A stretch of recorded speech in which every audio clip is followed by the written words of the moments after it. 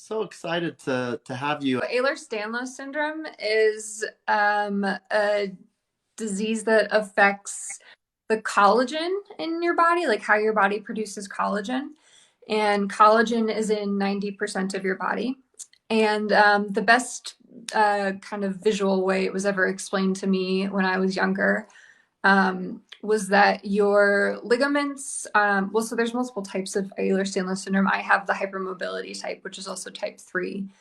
Um, so the best way it was ever explained to me was that your ligaments, like a typical person's ligaments, are like those really thick blue rubber bands that go around broccoli that you find Hmm. at the grocery store. They're like very, very thick and very durable. Yeah. And then in someone who has EDS, their ligaments are like those very thin red rubber bands that come around those newspapers that you get dropped off on your porch, and Hmm. they go very long and they snap very easily. So in people with EDS, your ligaments end up doing a lot of the jobs that like your muscles are, well, your muscles end up doing a lot of the jobs that your ligaments are supposed to be doing, such as keeping your joints in place. Hmm. Which is why a lot of people who have EDS are very familiar with joint dislocations.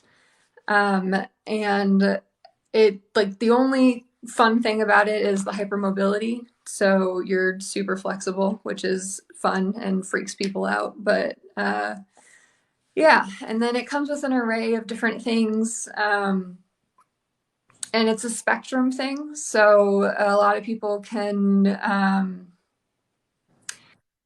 a lot of people have a really hard time with it, and then there's some people with EDS who I'm like, you don't have EDS because they're like totally fine.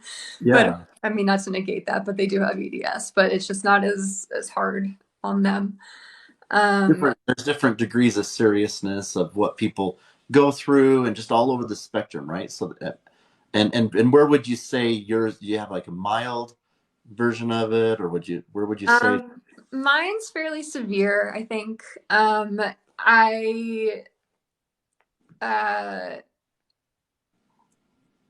oh man, I don't even know where to start. So I started noticing when I was a teenager. I was a swimmer, and I started noticing kind of like aches and pains in different joints, and they were kind of chalked up to sports injuries. Hmm. And I was taken to physical therapist after physical therapist, and kind of nothing helped. And it got to the point where I would do like a flip turn and my back would go out at the age of 16. Wow. And Oh, so diving? You mean like diving? Is that what you mean? Flip turn or? a flip turn, oh Oh, no. no, no, So no. Oh, the flip turn with the yeah, so laps. when you get to the end of the lane, you Yeah. like head over feet, you flip and you like push off the wall. So like the shock from like the movement from pushing off the wall like would go through my spine, and like my back would go out and I would just be like in Oh the pool my God. incapacitated. And so it got to a point where when I was 16, I had to stop swimming, and they misdiagnosed it as fibromyalgia. Hmm. So Ehlers-Danlos syndrome is like its symbol is a zebra. I have a zebra tattoo on my wrist. Nice. And the reason for that is in med school, they teach students, if you hear hoof prints or if you hear hoofbeats, think horse, not zebra, meaning like the most rational answer is the answer. Don't like go searching for some insane disease. Yeah. But Ehlers-Danlos syndrome is that weird, insane disease that looks like every other disease that is like a rational thing. They're like, oh, you've got this, you've got this, you've got this, you've got this. So I was diagnosed with so many different things. And then I finally got to a point where my neurologist, who just like weirdly happened to be have like an interest in Ehlers-Danlos syndrome, like before it was really a thing, before it was a well-known thing. Um, he noticed some things in me, and he did the Baton score test on me, which is like a flexibility thing. Hmm. And there's 9 different points to it. And if you hit 5 out of the 9, you're considered to have the hypermobility type of EDS. And I hit 9 out of the 9. And he was like, I'm going to send you to the geneticist at the I see. hospital department. Checked out. Yeah. And then they did some testing and they confirmed it. And so, and it was so strange. It's like, it's it's sort of like a relief and a heartbreak at the same time, because you are reading all of these things and you're like, that's me, that's me, that's me, like all these Yeah. symptoms. And you're like, it makes sense, I have an answer. And then they say, well, like, this is the rest of your life, and there's no pill, there's no magic And when did that cure, happen? Like just make it. when did you start getting those answers? I mean, I know you started like with the swimming, you started recognizing, hey, something's going on here. But was this how many years ago would you say that you really started getting the answers about? Yeah, so the first like puzzle piece for me, because a lot of people with EDS have migraines, it's on the same like gene link. So the Hmm. first puzzle piece for me was actually migraines, which started when I was 13. And then parts of my body like decided they didn't want to be part of my body anymore, around like when I was 16. And I wasn't diagnosed with Ehlers-Danlos syndrome until I was 21. Oh, okay. So it took a decent chunk of time before anybody put everything together. And then I remember um, after the migraine stuff, after the body stuff, like the POTS stuff started, and POTS, postural orthostatic tachycardia syndrome, is if you've ever stood up too fast and you get Hmm. like kind of, yeah, I Yeah. you get really lightheaded. Yeah, so that's POTS, but to the extreme, kind of. So if I'm having a POTS flare up, my blood pressure will plummet to like 82 over 50 something. And it'll get to the point where like going from laying down to sitting up, it takes that's like a 5-minute process. And then going from sitting to standing is like another 10-minute process. And then uh, and that is actually also has to do with Ehlers-Danlos syndrome and collagen, because collagen is usually in the arteries and the walls in your heart.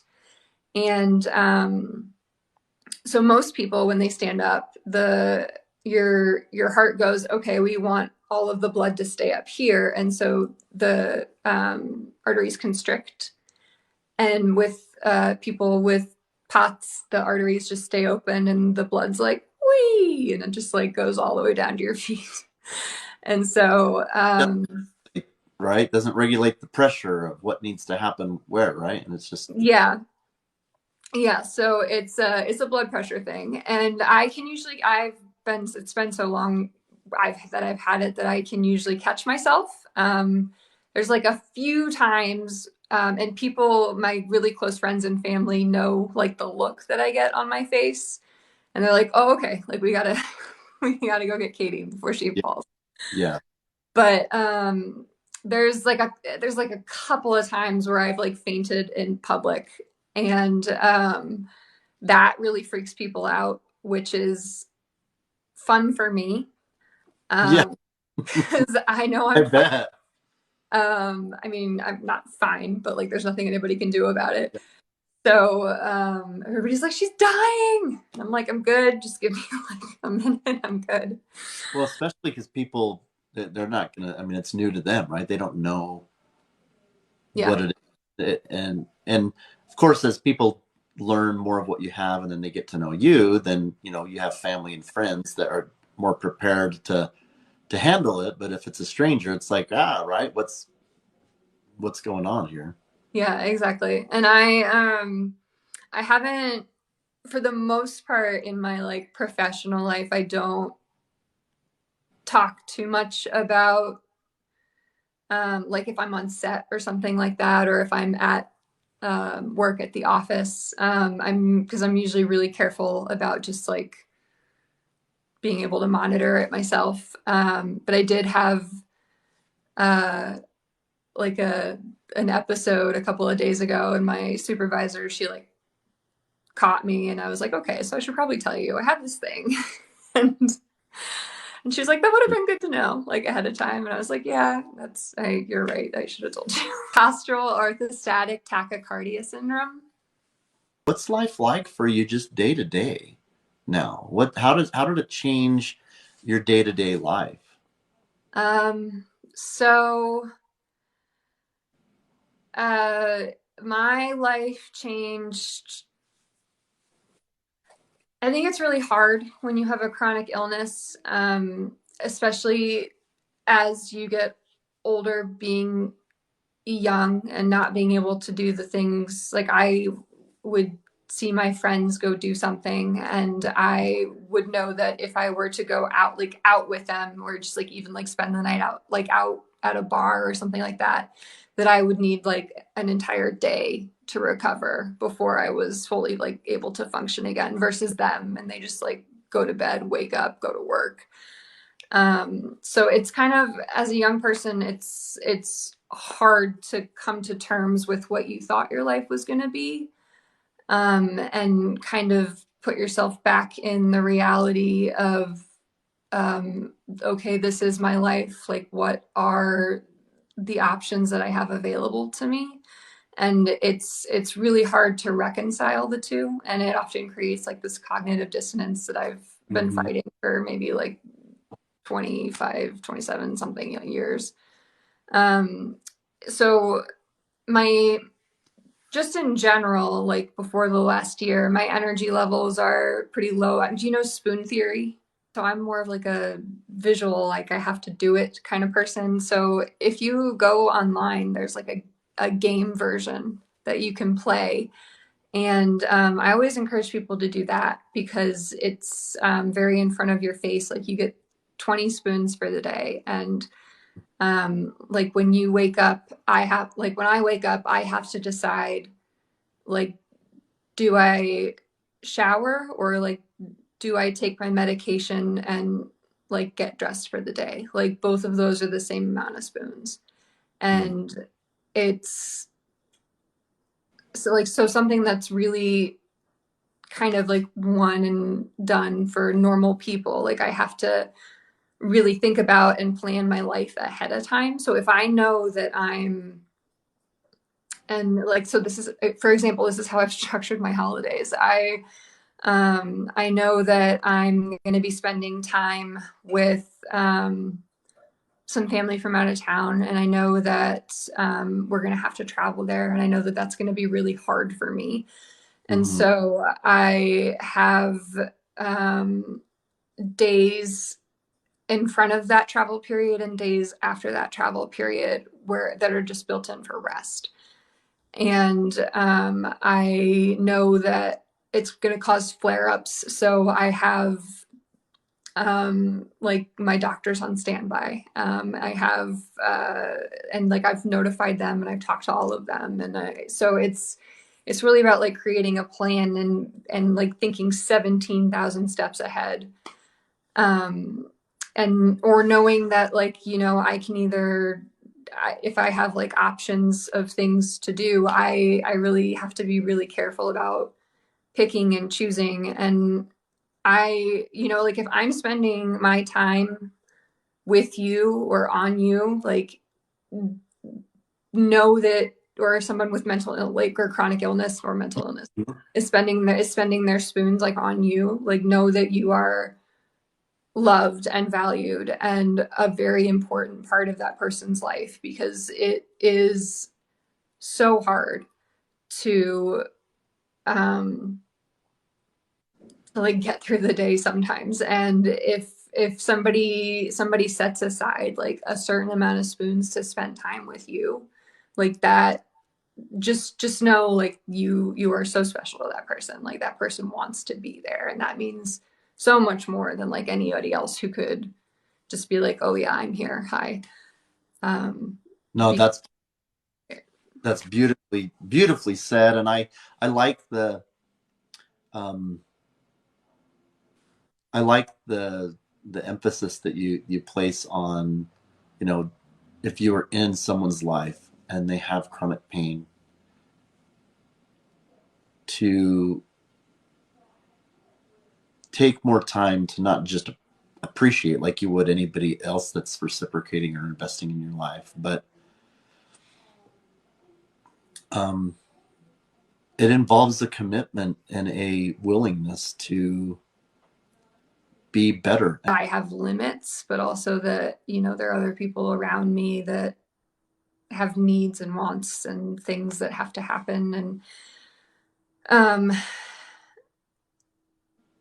and it's really hard because being young and wanting to like pursue my goals and my dreams is not always an option. So like if a film gig or something comes my way and I take it, um, and then I'm like sick for the next 2 to 3 weeks, or like I'm like just immobile for the next 2 to 3 weeks because I've pushed myself to my limits. Mm-hmm. Like I have to decide, like, is that something that is worth it to me? And I think that's a question everybody has to kind of answer for themselves. And oftentimes, I've been in both situations where I'm like, it was worth it, it's fine, and um, other situations where I just feel um, almost kind of stupid for having like picked the wrong thing to waste, like to put like use my spoons on. Mm-hmm. And it's kind of a living and learning thing, and you as you go, you know how much you can take, and it's just kind of something that you got to build within yourself, and then the people around you help you build, and you have your support system. And but yeah, it always puts me in a place where I end up questioning, like, why is this my life? Like, why am I the person who's making these choices? And it's never a fun feeling. It's never good. Make sure you take care of yourself first. And I know that might sound a little counterintuitive. Let me see if I can explain. So my chronic illness is like so draining on me, and the people around me, I can't even imagine, like the people who love me and the people who want to make it better for me. It's And then they can't, and that's a horrible powerless feeling like that. um, that takes a toll on them too, even though they're not the ones who are in pain. And if you are someone who has a person in your life who has chronic health issues, I would say make sure you take care of yourself first, because you can't pour from an empty cup. You have to be able to take care of yourself before you can make sure that somebody else is taken care of or loved or felt taken care of or felt loved. Um, and I think that it's also important to note that it's not your job to meet everyone's need. I think a lot of people who have chronic illness people in their life want to do every single thing that they can for them, and like bless their hearts. And I have a lot of people in my life that are like that, and I love them for that, and they make my life so much easier, and I like tell them all the time how much I adore them and love them. But there's also a point where I sometimes, I have to preface it with saying, like, this is what I need from you. If this is something you can't give me right now, like if you don't have the energy right now or the mental resources or the time right now to give this to me, please let me know, because I like want to make you feel as comfortable and as happy and as safe as possible, because it's a relationship, right? Like people, it's a two-way street. Like it's just because I have all of these things, and sometimes I'm like sitting on the couch covered in ice packs, or like like taking medicine, or sometimes in the hospital hooked up to an IV. Like just because I have all these extra things in my life doesn't mean that my partner or my family members or my friends don't also have things going on in their life that that are just as important that need to be taken care of. And um, like, yes, if you want to like ask your chronic illness spoonie friends, like, how, like, what do you need today? Like, how can I help? Like, what would make you happy? Like, that's always a phenomenal thing to hear. And it's like, oh my God, you know what? I would love it if you would do the dishes, because I can't bend over right now, because if I like turn my neck down, it's going to cause a migraine, and that would be the most amazing thing ever. But you know what? If you can't do the dishes, that's okay. And if the dishes sit in the sink for like 2 more days, that's fine.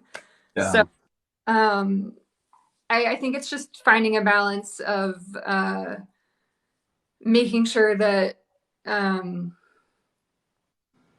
you know, all parties are taken care of, but also that just understanding, like, with grace and space, that you know nothing is going to be perfect, and it's going to be, in fact, fairly messy, and like that's just kind of what you have to expect, especially with unpredictable chronic illness that changes day by day. Knowing that you don't have to be somebody's everything. Like like the people in my life, as much as they've watched me suffer and know like all of the ins and outs of like my hospital visits, and like the like, as much as they know all of that stuff, like they're never going to be able to say, I know how you physically feel. And that's not something I should ever try to put on them or get from them, Mm-hmm. because that's just not fair. And so that's why there are these communities of people who you know, and support groups and other people who are going through what you're going through. And you know, so you pull from like these different parts of your life, these different resources in your life, because no one person can be everything to everyone. That's just not fair. This last year's been really hard. I had a migraine for a year, and it started retreating, I guess, in like September-ish. The doctors kind of finally figured out what to do with it, but and it's still not gone. And then there's like things that are different in my life. Speaking of like adjustments and like things that people, you know, do for me. Like I used to be able to drive at night, and now I can't, because the lights hurt my eyes, and they like trigger Oh, migraines. So you know, having like people, like having to plan my day around like traveling and not during the nighttime or something like that, or having to always take like my headache hats with me everywhere, or which are like these phenomenal, I brought one just in case like I yeah, had to put it yeah. on you. Yeah, these amazing like ice pack things. So my day consists of like taking my pain kit with me wherever I go. And so like waking up, deciding like what needs to be stretched, what needs to be rolled out, like what needs to be like adjusted, taking my medication, and then like packing up all of my pain stuff and trying to go about my day. I try to get like a little bit of a walk in every day. That seems to be helping. But I think the thing with chronic pain that's really hard, and I definitely felt it this past year, um, when I had a migraine for an entire year and then some. Um, I would just lay in the dark with ice on, and I couldn't participate in life, and it felt like there wasn't really a point to being a person if this was the way being a person was going to go. And I think that a lot of people who are in chronic pain have to, and I do daily, struggle with that. You know, like this is the thoughts of like, this is not fair, this is not okay, like why me, et cetera, et cetera. And it gets dark sometimes. And I think throughout this past year, what I've learned is that asking for help is okay. Always ask for help when you need it. And you know, I just kept thinking like of the mantra, like you've survived 100% of your worst days. Like you're going to survive this too. And I think that that's something that people with like depression or anxiety or anything else can kind of relate to as well. This feeling of like your body's being flooded with chemicals and um, all these different things, and you're in pain and you're like not feeling well, you're sad, you're anxious, all these things. And you're like, well, is it even worth like being a human anymore? Like, why is this? Like, this is not life. Yeah. And I think that that's something that's really hard. And I would just, if you're in that place, just know that I think everybody has been there before, and reach out to somebody, speak with somebody, and know that you're still here and you've survived 100% of your worst days, and you're going to survive this one. And I know that sounds super cheesy, but that's like just the thing that I repeat in my head over and over and over again, that there's like always going to be a reason to wake up tomorrow